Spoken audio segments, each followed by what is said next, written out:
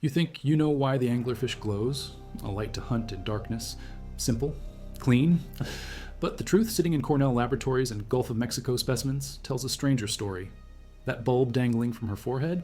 It is not hers. The glow comes from bacteria swimming free in the deep sea. Creatures with crippled genomes that somehow cross thousands of meters of crushing pressure and endless dark to find one rare fish and light her up. These bacteria lose half their genes to get there. They cannot live alone anymore. Yet they drift through the abyss, waiting. How does that work? What are we actually looking at when that lure flickers on? 1,000 meters down. Maybe 3,000. Maybe deeper. The bathypelagic zone where anglerfish drift. Pressure climbs 1 atmosphere every 10 meters of descent. At 1,000 meters, you're looking at 100 atmospheres crushing everything. Temperature holds steady around 4 degrees Celsius, 39 Fahrenheit. Cold. Dark. The midnight zone earned its name because no sunlight penetrates here. None. Photosynthesis stops. Food becomes a memory of dead things falling from above. This zone spans from 1,000 meters to 4,000 meters deep and contains the largest habitat volume on the planet. Serraoid anglerfishes own this space, 167 species across 11 families. All of them hunting in total darkness with lights they do not make themselves. The Esca sits at the tip of the elysium. That is the modified first dorsal spine extending forward over the fish's head. The whole apparatus can stretch almost 5 times the body length in some species, like Gigantactus macronema, where a 354 millimeter fish waves a pole longer than she is. The Esca itself is a bacteria-filled organ, spherical, dense, connected to seawater through small pores. Inside you find layers, epithelium on the outside. Below that, a packed mass of rod-shaped cells, 0.5 to 1 micrometer long. Gram-negative bacteria, no capsules, no spores, no flagella, double-layered cell walls. Then deeper you hit reflective tissues with guanine crystals arranged to bounce light forward. Blood vessels thread through. Nerves, too. The structure varies by species, simple bulbs in some, elaborate branching filaments in others with lenses and filters and multiple chambers. The pores let dead bacteria flush out, let pH stay constant, let new bacteria enter. That opening to the ocean matters if you value documented deep-sea biology and evolutionary symbiosis. Like this, subscribe. It is the best way to support our work. Also comment from which city you are hearing this from. This script is researched and factual using sources from the scientific journal eLife published in October 2019 by Hendry and colleagues documenting genome reduction in anglerfish symbionts and confirming environmental acquisition, backed up by the deepened Gulf of Mexico Biodiversity Project findings in PMC published October 2019, showing bacterial presence in water samples and absence in larvae. These are molecular analyses with transmission electron microscopy, verification, not speculation. Now back to the information. Tori Hendry at Cornell sequenced the bacterial genomes from anglerfish bulbs in 2018, specimens from the Gulf of Mexico. The bacteria showed 50% genome reduction compared to free living relatives. 50%? Gone. They lost most genes for making amino acids, lost genes for breaking down anything except glucose. The fish feeds them, supplies nutrients, supplies amino acids. The bacteria kept genes for building a flagellum, though. That corkscrew tail for swimming through water.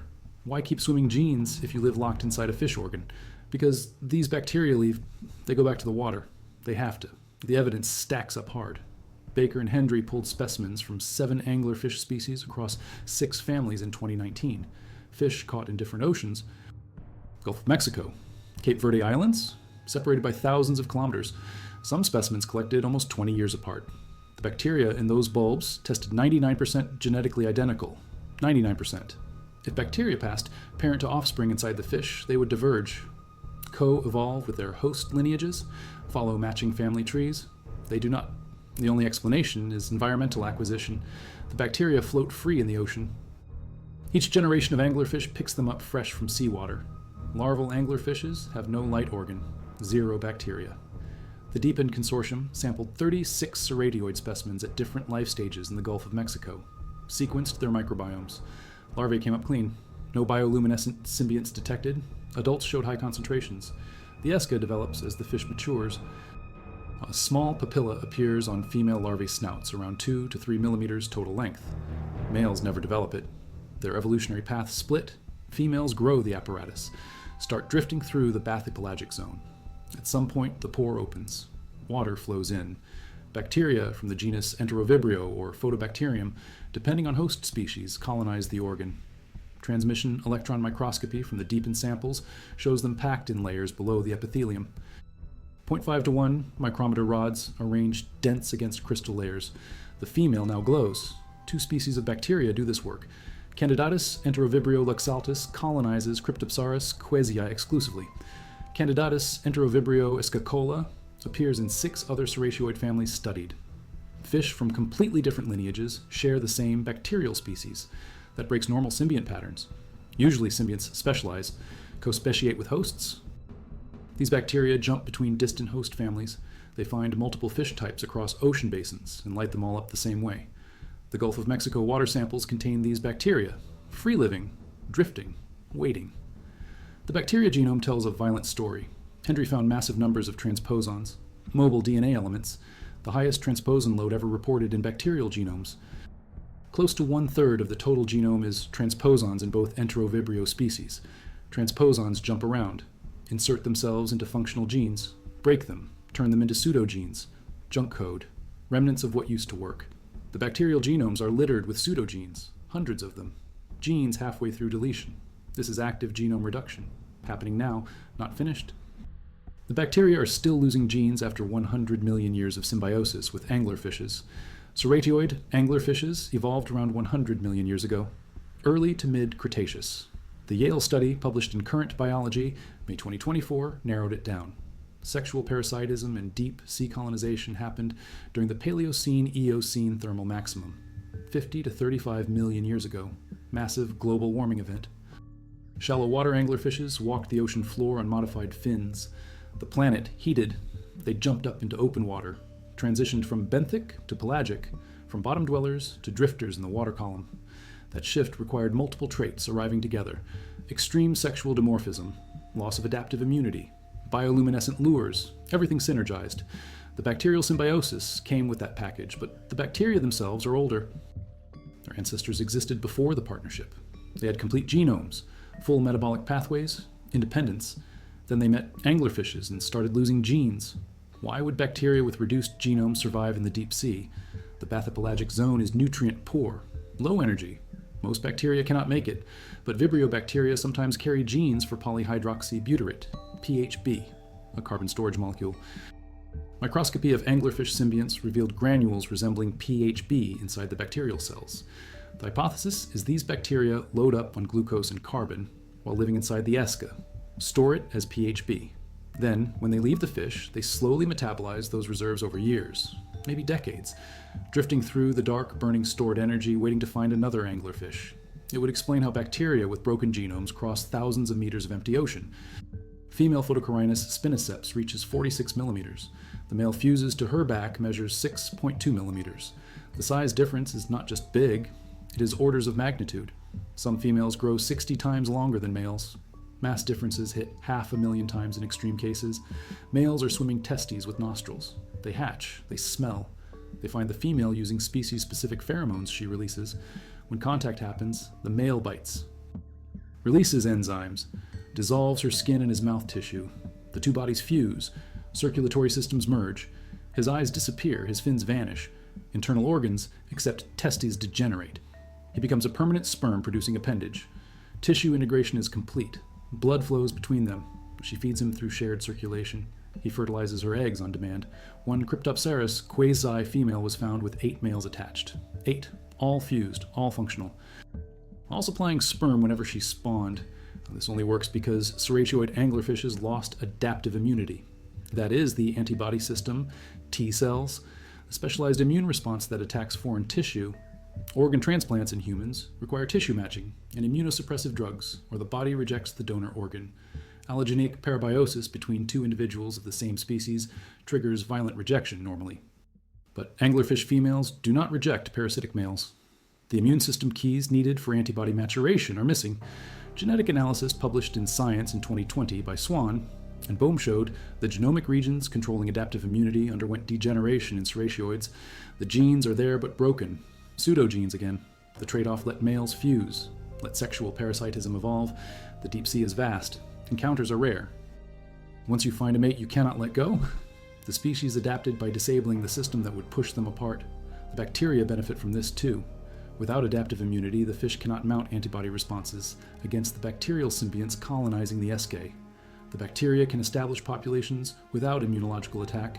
The same genetic changes that enable male fusion enable bacterial colonization. Both required loss of the same immune pathways. The traits are linked. Sexual parasitism and bioluminescent symbiosis evolved together during that Eocene transition. The studies show this clearly. Chase Brownstein at Yale documented it. Synergistic innovations, multiple systems changing simultaneously. Body size, dimorphism arrived first, then immune loss, then bacterial light organs, then permanent male attachment. The cascade happened fast in geological time. The fossil record from Monte Bolca, Italy, shows diversified serratioid families by the Eocene. They were already split into modern forms. The radiation was rapid. Anglerfish drift more than swim. A 24-minute video from 2005 near Monterey, California, at 1,474 meters depth, captured an Onirodes female. She floated passively 74% of the time. Any orientation, upside down, sideways, drifting. When she moved, she beat pectoral fins intermittently at 0.24 body lengths per second. Slow, energy conserving, ambush predation in an energy-poor environment. She does not chase, she waits. The lure does the work. That light pulls prey close, then the mouth opens, jaws distend, bones are thin, flexible. Stomach expands. She can swallow prey twice her body size in one gulp. Teeth angle inward. They fold back, letting food slide toward the stomach, but prevent escape. Once something touches the lure, the jaws snap reflexively. Contact triggers closure. No decision needed. Automatic. 3 whip-nose anglerfish observed in situ showed inverted swimming, completely upside down, motionless, floating, the light pointing down instead of up. Unusual behavior. The 2023 study documented it. Gigantactus species. They hold position. Wait. The lure glows below them. Prey rising from deeper water see the light. Approach. Get consumed. The orientation breaks expectations, but makes sense for targeting different prey fields. The fish can position the lure anywhere in 3-dimensional space. Above, below, beside. The elysium muscles let her move it. 5 pairs, erector and depressor muscles tilt the elysial bone. Inclinator, protractor, and retractor muscles control the base structure. She can wave it, hold it still, place it precisely. The bacteria glow continuously as far as we know, but the fish may control output. Blood flow to the eska could regulate oxygen delivery to the bacteria. Less oxygen might dim the light. The mechanism remains uncertain. Flashes and pulses have been observed. The control system is not understood. The light attracts males too, not just prey. Finding a mate in the midnight zone is nearly impossible. Females are rare. Dispersed. Drifting in cubic kilometers of water. Males hatch small with huge nostrils and large eyes compared to body size. Their olfactory organs are massively developed. They swim searching for the pheromone trail. When they detect it, they follow the chemical gradient through total darkness. The light gives a visual target once they get close. Species-specific eska morphology might help. Each species has different lure shapes, simple bulbs, branched structures, multiple appendages, filaments. The male needs to find the right species. Fusing to the wrong female would be fatal. The eska structure acts as a visual species marker at close range. 20 species of anglerfishes show sexual parasitism, some with temporary attachment. Males bite and hold, but tissues do not fuse. They can release. Others show obligate parasitism, permanent fusion. The details vary by family: black sea devils, football fishes, double anglers, whip-nose anglers. Most dreamer genera, these show temporary attachment without evidence of tissue fusion. Males have been found with food in their stomachs. They feed independently. The denticles on their jaws work. They can capture prey and attach to females temporarily for reproduction.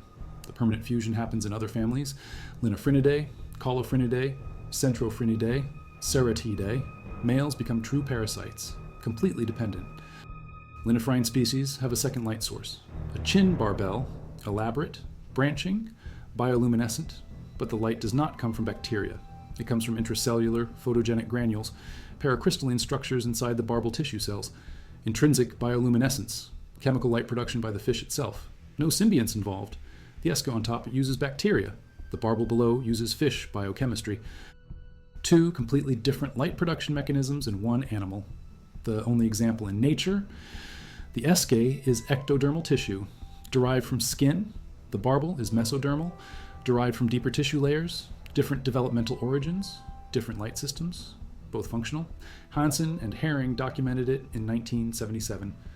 The dual system means linephrin females can produce light even if bacterial colonization fails. Backup, redundancy. The barbel dangles below the mouth, waves with water movement, creates a second lure point, more attraction, more prey capture opportunities. Some serratioid genera have caruncles, cryptopteras, serratias. These are fleshy protuberances, anterior to the dorsal fin, symbiont filled, bioluminescent, additional light organs beyond the esca. Transmission electron microscopy shows the same enterovibrio bacteria packed inside caruncle tissue. The bacteria appear in high abundance in both esca and caruncles. Pitch observed in 2009 that bacteria seem to ooze from caruncles in freshly collected specimens. The hypothesis is caruncles might transfer bacteria, a reserve population. If the esca loses symbionts, the caruncle could resupply them, or the caruncle could expel bacteria into the water during spawning. Seed the environment. Make sure the next generation has access to symbionts. The Elysium might provide a transfer route between caruncle and esca, but symbiont DNA was not found at high levels in Elysium samples. The transfer mechanism, if it exists, remains unclear. The bacterial species are not random water bacteria. They are specific lineages, Enterovibrio and Photobacterium genera, family Vibrionaceae. 4 genera in this family engage in luminescent symbiosis across marine animals. Ali Vibrio fischeri is the model species. Lives in Hawaiian bobtail squid light organs. Well studied. The anglerfish symbionts are related but distinct. They underwent different evolutionary paths. The squid bacteria transmit from environment to host, each generation 2. Juveniles hatch without symbionts, acquire them from seawater, but the squid bacteria maintained fuller genomes. They kept more metabolic independence. The anglerfish bacteria reduced further, lost more. The difference might relate to host environment. Squid swim in shallower waters, more nutrient-rich, more bacterial competitors. Anglerfish symbionts live in the deep bathypelagic. Less competition, less need for competitive metabolic versatility. They could afford to lose genes and specialize on what the host provides. Serratioid diversity is remarkable. 167 species, 11 families, Melanocetidae, black sea devils, Hymentalophidae, football fishes, Oneirodidae, dreamers, Gigantactinidae, whipnose anglers, Linophrynidae, left fence, Caulophrenidae, fawn fins, Centrophrenidae, Ceratiidae, sea devils, Diceratiidae, double anglers, Neoceratiidae, toothed sea devils, Thaumaticthidae, wolf trap anglers. Each family has distinctive features. Esca shapes vary wildly, from simple glowing bulbs to complex branching structures with dozens of filaments. Body shapes range from globular footballs to elongated whips. Gigantactus has an extremely elongated form. Hymentalopus is round, nearly spherical. The shape diversity evolved rapidly. A November 2024 study in Nature Ecology and Evolution by Miller and colleagues at University of Washington showed fast morphological evolution in deep sea serratioids, especially associated with body elongation. They measured over 400 museum specimens. CT scanned a quarter of them at Friday Harbor Labs, built phylogenetic trees, calculated shape evolution rates. Deep sea anglerfishes evolved new body forms faster than their shallow water relatives. The midnight zone constrained resources, but not morphological evolution. Adaptive radiation in a resource-limited environment. Unusual. The bioluminescent lures and large gapes created opportunities. Different lure placements. Different prey attraction strategies. Each shape optimizes for specific hunting modes. The length extremes tell the story. Female Serratius holbowelli commonly reaches 77 centimeters total length. Males hit 16 centimeters at most. Some male Photocoronus spinoceps mature at 6.2 millimeters. They were once considered the smallest known vertebrates until researchers realized they are not free-living. Parasitic males do not count for records, but the size still shocks. A fish smaller than your fingernail, fully mature, capable of reproduction. Just waiting to find a female 100 times his mass. When he finds her, his entire existence becomes sperm production. No feeding, no movement, no autonomy, permanent attachment, or death. Those are the options. Most males probably die. Never find a female. The few that do pass on genes. Natural selection favors the best smellers, the fastest swimmers during the search phase, the males with the most developed olfactory organs, the ones who can detect the faintest pheromone traces. That is the selection pressure. Find her or die trying. The deep sea is Earth's largest biome. The bathypelagic zone alone contains more volume than all terrestrial habitats combined. 330 million cubic miles of ocean. The pelagic zone split into layers. Epipelagic from surface to 660 feet. Sunlight, photosynthesis, Life? Mesopelagic from 660 to 3,300 feet. Twilight, fading light.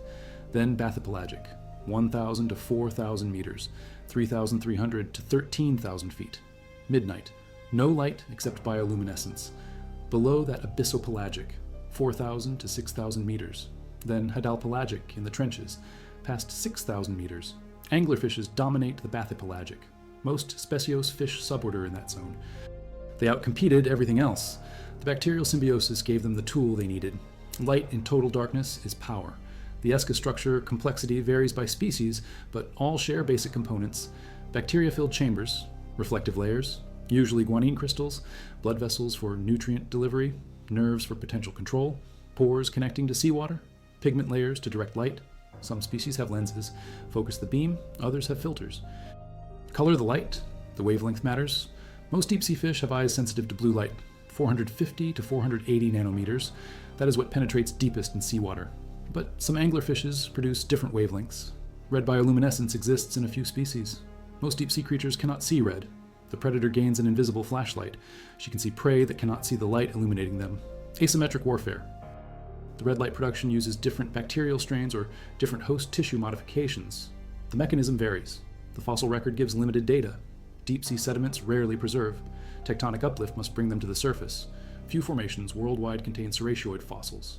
Puente Formation in California, Karasi Formation on Sakhalin Island, Russia, both mid to late Miocene, 15 to 5 million years ago. The specimens recovered belong to extant genera, meaning these lineages persisted unchanged for millions of years. Conservative evolution.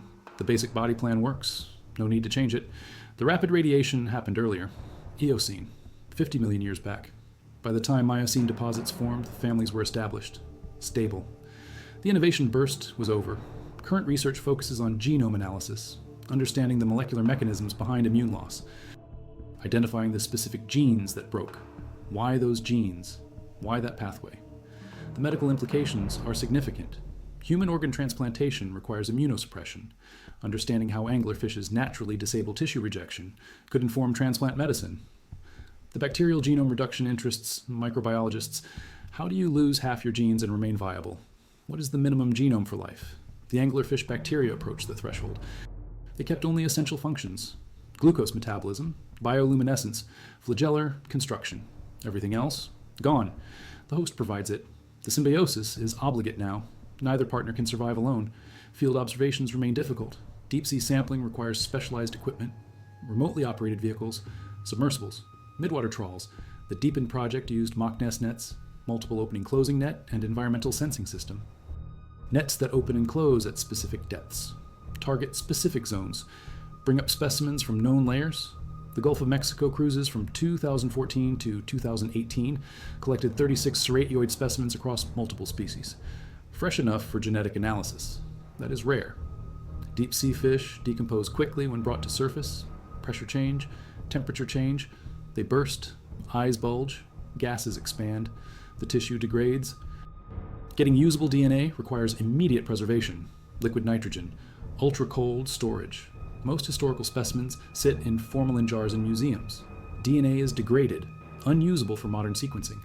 The Burke Museum collection at University of Washington houses one of the largest anglerfish collections. Ted Pitch built it over decades. Those specimens enabled recent studies. Museum collections matter, baseline data for future research, morphological records, species descriptions, holotypes, reference material. 14 female specimens of the species caught in the video exist in alcohol jars worldwide. Males of that species were never observed before the video. The footage is 25 minutes. The female drifts. The male hangs from her belly, permanently attached, fused, a 15mm male on a 77mm female. The video revolutionized understanding, showed behavior, showed orientation, showed how the lure moves. You cannot learn that from preserved specimens. You need live observation, in situ documentation, but getting camera equipment to 1,474 meters depth takes resources, requires ships, submersibles, funding, time. The deep sea remains largely unobserved. We have better maps of Mars' surface than Earth's ocean floor. The bacteria continuously produce light through the lux operon, a set of genes controlling luciferase enzyme and substrate production. Bacterial bioluminescence is enzymatic. Luciferase catalyzes oxidation of reduced flavin mononucleotide and a long-chain aldehyde. The reaction produces blue-green light, 490 nanometers peak emission. Exactly. The wavelength deep sea eyes detect best. The bacteria evolved this system for their own purposes, probably quorum sensing, chemical communication. When bacterial density reaches threshold, they glow, signal each other. But anglerfishes hijack the system, use it for predation, for mate finding. The bacteria benefit from the partnership, safe housing, steady nutrition, glucose delivered by fish blood, amino acids provided, no need to synthesize them. The reduced genome is the price. Once you lose genes, you cannot get them back. Not easily. Evolution is a one-way ratchet in this case. The bacteria committed to the symbiosis over millions of years. Genome reduction is ongoing, not finished. New pseudogenes appear. More transposons jump, more functional genes break. The bacteria are still evolving toward complete dependence. Anglerfishes, as a full order, Lophiiforms contain 321 living species, 68 genera, 18 families, 5 suborders, but only ceratioids show extreme sexual parasitism. Only ceratioids colonize the bathypelagic zone. Only ceratioids acquired bioluminescent bacterial symbionts. The other suborders remained in shallower waters. Lophioidae, monkfishes, bottom dwellers, Antenarioidae, frogfishes, benthic on reefs, Chonocoidae, coffinfishes, deep but benthic, ogcocephaloidae, batfishes, benthic. All of them hunt with modified lures, but none glow with bacteria. None show sexual parasitism. The correlation is clear. Deep open water living required new innovations, bioluminescence, extreme sexual dimorphism, immune system modification. These traits packaged together, one does not work without the others. The whole system had to evolve in concert. The bacteria enter through pores, but how do they know to enter? What attracts them to the ESCA specifically? The anglerfish might secrete chemical signals, attractants, guide bacteria into the organ, or the bacteria might respond to any dark enclosed space with fish mucus present. Opportunistic colonization. The larval ESCA develops gradually. Papilla forms, grows, vascularizes, develops internal structure. At some point, the pore opens. That might trigger bacterial invasion. The first colonizers multiply, establish population, fill the chambers, begin glowing. The fish now has a functional lure. How long does colonization take? Days? Weeks? We do not know. The transformation from dark to glowing remains unobserved. Larval development happens in the water column, away from human eyes. The juveniles are tiny, fragile, hard to find, harder to keep alive. Laboratory culture of deep sea fish is nearly impossible. The pressure requirements, the temperature control, the darkness, the appropriate food, all the factors must align. Very few facilities can attempt it. Results are limited. Some anglerfish species migrate vertically. Move to shallower depths at night to feed. Return to bathypelagic during day. But most stay put, drift at constant depth. The hydrostatic pressure at depth is enormous. For every 10 meters down, you add 1 atmosphere. At 2,000 meters, that is 200 atmospheres, 2,900 pounds per square inch, enough to crush most organisms. Anglerfish bodies are mostly water, incompressible. They have no gas-filled swim bladders, nothing to collapse. Pressure equalizes inside and out. They handle it, but bringing them to surface causes problems. Pressure drops, dissolved gases come out of solution, form bubbles, embolisms, tissue damage. The fish physically ruptures. This makes studying them alive nearly impossible. You cannot bring them up. You must go down. Submersible observations, ROV deployments, in situ imaging. That is the future of deep sea biology. Study animals in their environment. Do not remove them. The anglerfish story is a story of partnership. 2 separate organisms merging functions. And the fish provides housing and nutrition. The bacteria provide light. Neither could produce the outcome alone. The fish lacks genes for bioluminescence. The bacteria lack genes for sustained free living. Together, they function. Apart, they fail. This is obligate mutualism. Both sides depend on the relationship for survival. The bacteria cannot revert to independence. The fish cannot hunt effectively without the lure. The system is locked in, but it is not perfect. The bacteria still leave, still drift through the ocean. That environmental reservoir means genetic exchange is possible. Different bacterial strains might mix in the water, recombine. New variants colonize new hosts. Evolution continues. The reduced genome is not the end state. It is a transitional form. Where does it go from here? Complete genome integration into the fish. Bacterial DNA moving into fish chromosomes. That happens in other symbioses. Mitochondria were once free-living bacteria. They merged with eukaryotic cells, lost almost everything. became organelles. Could anglerfish bacteria follow that path? Not in any observable time frame, but over millions of years, maybe. The trajectory points toward deeper integration. More loss, more dependence, more fusion. Right now, though, the system works as is. Female anglerfishes mature, develop escape, acquire bacteria from water, begin glowing, drift through the midnight zone, wave the lure, attract prey, swallow them whole, grow. Some find males, some accumulate multiple males, spawn when ready, release eggs in gelatinous sheets, millions of eggs in a single spawn. The sheets float, disperse, spread eggs across kilometers. The eggs hatch, larvae emerge, tiny, transparent. Drifting in surface waters, feeding on zooplankton, growing. At some point, they descend, move deeper, enter the bathypelagic. The females develop the Elysium papilla. Males develop large nostrils. The paths diverge. Females acquire bacteria, begin hunting. Males search for females, find them or die. Those that find females fuse, become permanent organs, provide sperm. The cycle repeats, generation after generation, for millions of years. This is how anglerfishes exist. The strangeness of the light is not that it exists. Bioluminescence is common in the deep sea. Most bathypelagic animals glow. The strangeness is the mechanism. The anglerfish outsourced light production, did not evolve it herself. Instead, she created a habitat, built an organ, opened doors, let bacteria in, fed them, kept them alive, used their glow for her purposes. The bacteria benefit, but they also pay. Pay with genes, pay with independence, pay with freedom. They become tools, living tools, but tools that reproduce, tools that leave, tools that survive outside the fish, at least briefly. The relationship sits in a strange middle ground, not quite host and parasite, not quite mutualism, something in between. The bacteria are endosymbionts, while inside the esca, trapped, dependent, but they are also free-living, temporarily, in the water, with stored energy, waiting. The dual nature makes the system unusual. The bacteria are simultaneously free and captive, independent and dependent. The contradiction defines them. The light exists because bacteria from the family Vibrionaceae can produce light enzymatically, because those bacteria can survive in low-nutrient deep seawater using stored carbon compounds, because anglerfishes evolved a modified dorsal spine that could house bacterial colonies, because females develop pores allowing bacterial entry, because females lost immune responses that would kill foreign bacteria, because males became parasites, freeing more energy for female reproduction, including bacterial support, because the deep sea is dark and rare, and food is scarce, and finding mates is nearly impossible, because all those factors aligned during the Eocene when the planet warmed in shallow water, anglerfishes moved into open ocean. The light exists because of a cascade of evolutionary innovations happening simultaneously in a specific time window under specific environmental pressures.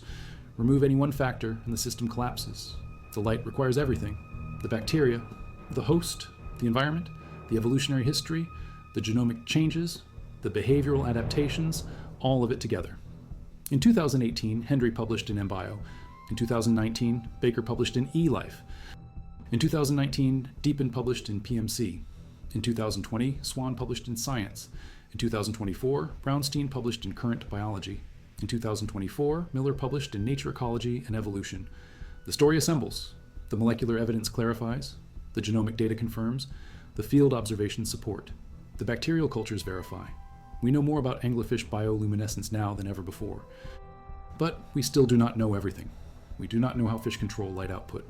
We do not know how bacteria survive in water between hosts. We do not know how bacteria find the escapores. We do not know if genome reduction will continue or stabilize. We do not know if deeper integration will occur. We do not know if the bacteria could ever reacquire lost genes. We do not know how many bacterial strains exist in the deep sea reservoir. We do not know if different strains have different properties.